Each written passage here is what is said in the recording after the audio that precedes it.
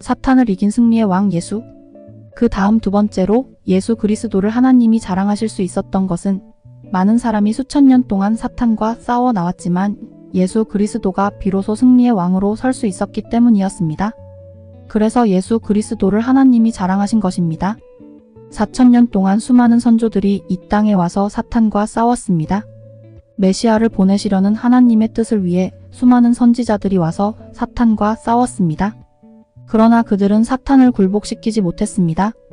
4,000년 동안 사탄과 싸웠지만 사탄을 점령하지 못했고 사탄을 굴복시킬 수 없었으나 예수 그리스도가 이 땅에 오심으로 말미암아 비로소 사탄을 점령하고 굴복시켰습니다. 예수님은 무엇을 가지고 사탄을 굴복시켰느냐? 하늘의 사랑의 원칙을 가지고 굴복시켰습니다. 여러분은 그걸 알아야 돼요? 오늘날 우리 기독교인들이 알아야 할 것은 사탄을 굴복시키는 데는 사랑의 원칙이 아니면 안 된다는 사실입니다. 사랑의 원칙은 어떤 원칙일 것인가? 예수 그리스도는 만민 앞에서 돌아가셨습니다. 또 이 땅 위에 수많은 사람들이 왔다 갔지만 예수 그리스도는 하나님이 지극히 사랑하신 외아들이라는 거예요. 그렇기 때문에 예수 그리스도의 30여 평생의 생활을 보면 어느 한 부분 효자의 생활이 아닌 부분이 없습니다. 하나님 앞에 있어서의 한날의 생활은 밤이건 낮이건 어떤 시간도 떼어버릴 수 없는 하나님의 마음에 알맞는 생활이었습니다. 하나님이 보실 때 이 땅 위에 너 하나밖에 없구나 하는 말씀을 하실 정도로 효자의 생활을 했다는 것입니다. 예수님은 자기의 일생의 모든 것이 사라질지라도 오로지 하나님을 위하는 마음뿐이었습니다. 자기의 육신은 무시되더라도 만민의 구주로서의 사명을 다하겠다는 마음밖에는 없었다는 것입니다. 오로지 아버지여, 나 하나가 사라져서 당신이 4,000년 동안 찾아오신 사랑의 대신 존재, 당신의 사랑을 받는 아들로서 그 사랑의 대가를 돌려드릴 수 있는 효자가 되겠습니다 하는 이 하나의 마음밖에는 아무것도 없었습니다. 그래서 억천만민이 예수 그리스도를 하나님의 아들이 아니라 하더라도 하나님은 그럴래야 그럴 수 없었다는 것입니다. 천지의 중심으로 맺어진 하나님의 사랑에 인연된 부자관계의 천륜의 힘은 아무도 막을 수 없습니다. 예수님은 어떠한 어려움 속에서도 환경에 굴하지 않았습니다. 골고다 산상의 외로운 자리에서도 십자가를 지셨습니다. 예수님은 그 자리에 하나님의 뜻이 있는 것을 아셨고 4,000년 동안 고대하신 아버지의 사랑의 심정을 잘 아셨던 것입니다. 그렇기 때문에 아버지의 뜻이 변치 않는 이상 아버지의 사랑을 받을 수 있는 아들로서의 자랑은 영원한 것입니다. 하나님은 예수 그리스도를 독생자로 하나님의 변치 않는 사랑의 화신체로 온 피조 만물 앞에 자랑했습니다. 사탄 세계 앞에 자랑했습니다. 오늘날까지의 6,000년 역사상에는 자기를 낳아준 부모에게 효성을 다한 사람이 많습니다. 사탄 품 안에서의 효자 효녀는 많다는 것입니다. 그러나 하나님이 예수 그리스도를 자랑할 수 있고 예수님처럼 하나님의 사랑을 받을 수 있으려면 역사상의 모든 사탄 권내의 효자 효녀들을 합한 이상의 가치와 실적이 있어야 된다는 것입니다. 그래야만 하나님이 이는 내 사랑하는 아들이라고 할 수 있고 천상천하에 유일하게 천륜을 대신한 효자가 될 수 있다는 것입니다. 이런 기준을 가지고 예수님이 수많은 군중을 바라보게 될 때 어이가 없었다는 것입니다.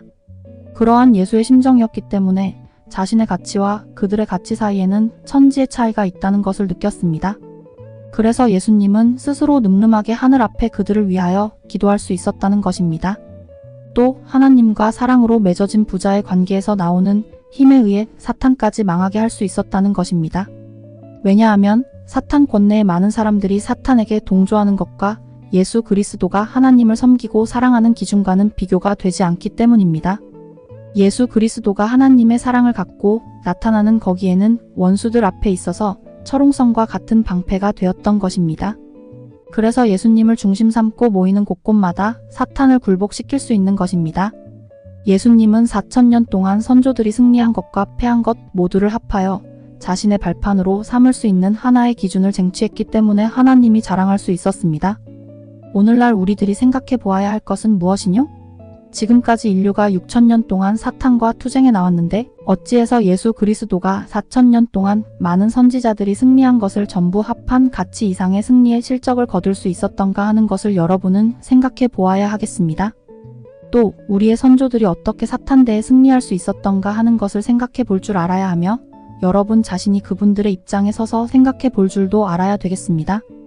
하늘이 이제 이 땅 위의 성도들에게 염원하는 것이 무엇일 것이냐?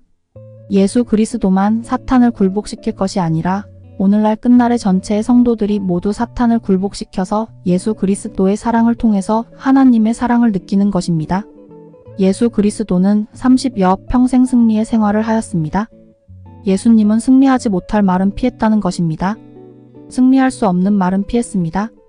예수님이 패할 수 있고 사탄이 접근해 올 수 있는 말은 피했다는 것입니다. 남 보기에는 한 사람의 동네 총각이었지만 일단 전체를 책임지고 나서면 그의 말이나 행동이나 소망은 전체를 승리의 기대 위에 올려놓을 수 있는 말과 행동과 소망이었습니다. 오늘날 여러분은 예수님이 이렇게 수고하시며 다져놓으신 승리의 발판 위에 서 있습니다.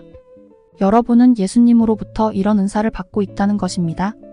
이제는 여러분들이 예수 그리스도가 이 땅 위에서 승리하여 이뤄놓으신 승리의 발판 위에 서서 어떻게 하면 더 높이 올라가겠느냐 하는 것이 문제입니다.